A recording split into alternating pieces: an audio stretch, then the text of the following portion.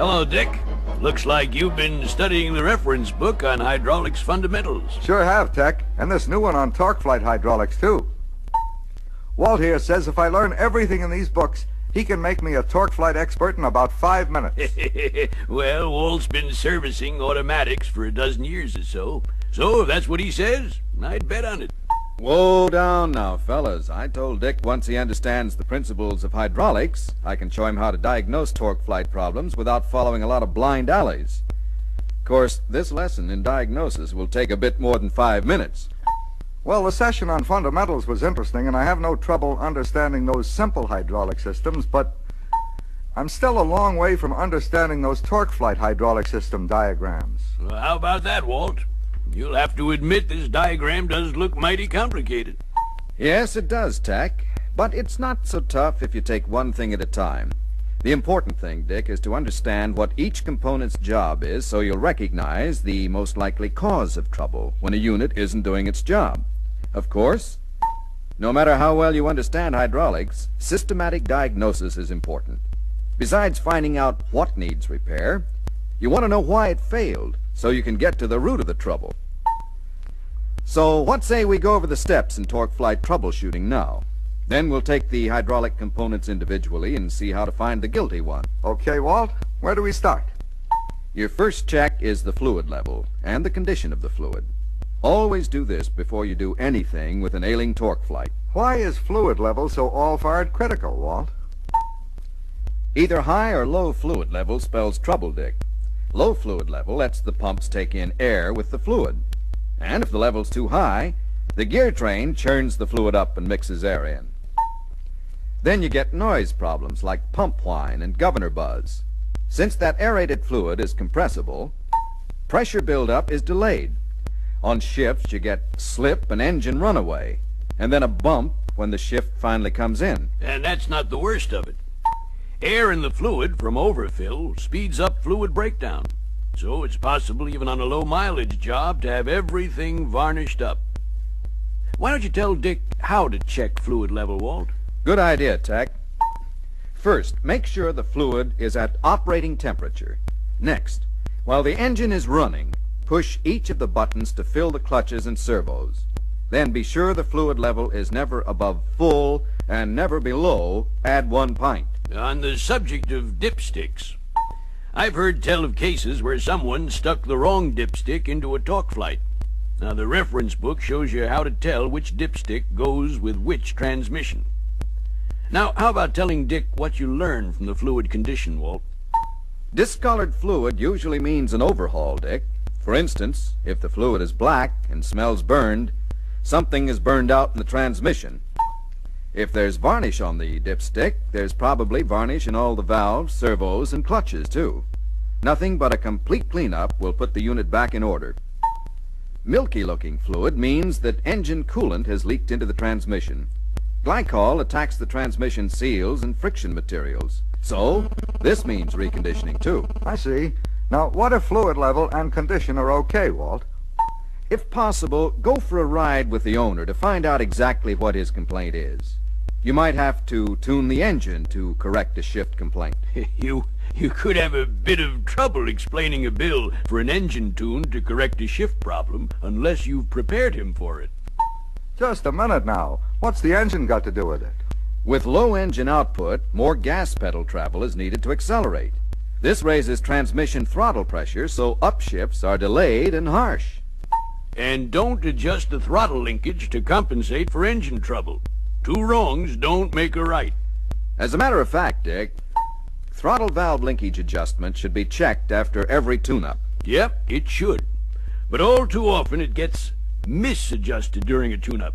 So be sure to check out throttle linkage adjustment on all shift complaints. Misadjustment of the shift cable is another common cause of trouble, too. If the adjustment is off, manual valve positioning will be off. If manual valve position in neutral is wrong, line pressure may be open to either reverse or drive breakaway. Anytime you have forward or reverse creep in neutral, the adjustment is way off. Sometimes the adjustment isn't off enough to cause creep. It's just off enough to cause partial engagement and burn out a clutch. So never underestimate the importance of shift cable adjustment. Now, incidentally, there's a simple shortcut test in the reference book that you can make without putting the car on a hoist. That's good to know, Tech. Are there any more adjustments at this point, Walt? Not unless everything pointed to a slipping band. In that case, I'd adjust it. After that, take the car out for a thorough road test. I always check the performance in each range, noting the upshift and downshift speeds and how the shifts feel. Even though the fluid is clear, I'm careful to check for slip in all gears, because slipping means band or clutch trouble. If only one clutch or band is at fault, it will slip in every gear it's applied in. So, by observing which gears have slip, you can usually pick out the culprit. How the heck do I remember what's applied in every gear? You don't have to memorize anything, Dick. There's a simple band and clutch application chart in the reference book that you can use. Notice, Dick, that the rear clutch is applied in low, second, and direct. So if you have slip in all forward gears, suspect the rear clutch. I got you. And if there's slip in reverse and direct, it's probably the front clutch, right? Right you are, Dick. Now let's see how we can use the chart to track down band troubles. With bands, it's a bit different, but the chart still tells the story. The kickdown band is applied in second only. If it doesn't apply, you don't get a 1-2 shift. The overrunning clutch holds instead until a higher road speed. Then you get a 1-3 shift. Skip second completely. With a slipping kickdown band, you get slight engine runaway or flare-up and then a bump as the 1-2 shift is completed. A slipping low reverse band shows up in reverse. This band is on in manual low too, but if it slips, the overrunning clutch takes over. You can double check for a slipping low and reverse band by shifting from drive to manual low. If there's no engine braking, the low reverse band isn't holding. So the road test may turn up a condition that can be corrected by a band adjustment. I see. Now, if we adjust a worn band, don't we still have to overhaul the transmission to clean it out? Here's where good judgment comes in, Dick. On earlier models with an external filter, where only converter fluid is filtered, I'd say yes. But on 1964 models, which have an internal filter, all the fluid is filtered on the way from the oil pan to the pump. So maybe you can save the customer an overhaul by adjusting the band and giving him a fill of fluid. Of course, any time you change the fluid, you should change the filter, clean the pan, and blow out the cooler lines. Now, Dick, if our problem isn't corrected yet, or to verify our suspicions from the road test, the next step is pressure tests. Here's where you really start to get into the hydraulic system. And here's where I really start to get lost. Just what the heck do the pressure tests tell us? Keep your shirt on, Dick. They tell you a lot if you know what to look for. There are 3 line pressure tests that are related to slip problems. These are line pressure at the accumulator, kick-down servo release pressure, and low reverse servo apply pressure. Specified pressure reading on any one of these 3 tests tells you your pressure source is okay. This means you don't have to worry about the front pump or regulator valve. On the other hand, if only one of the pressures is low, there must be a leak in the circuit it's tested in. That makes sense, Walt. But wait a minute. Hey, you wait a minute, Dick, while someone turns the record so we can hear what's on the other side.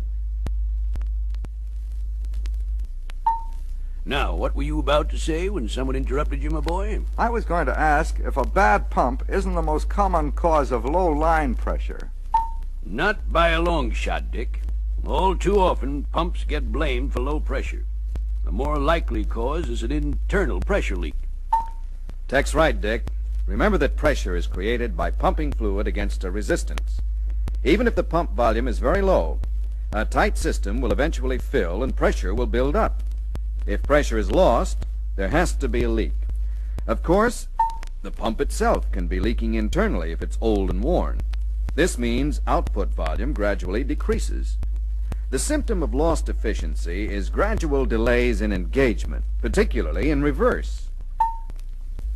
The pump can also lose its efficiency suddenly if it's scored from loss of lubrication or from foreign material. But then you'd have plenty of other trouble, too. So don't be in a hurry to pull the transmission to get at the pump.